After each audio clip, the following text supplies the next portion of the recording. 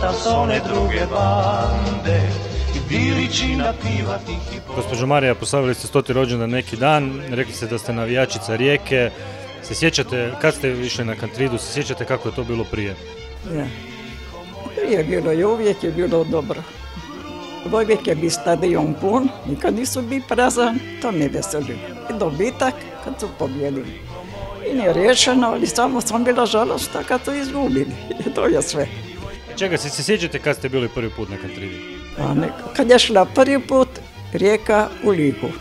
Kako vam se čini Rijeka? Da, dobro, volim je. Ona je prošao Brazilac. Rekali da će se vratiti jednom. I to znam. Rekli ste, poželjeli ste im da budu prvi? Ja, to želio sam, da bude prvi. Kad na moru bjesni Fortuna i kuražni mladi mornarići, kad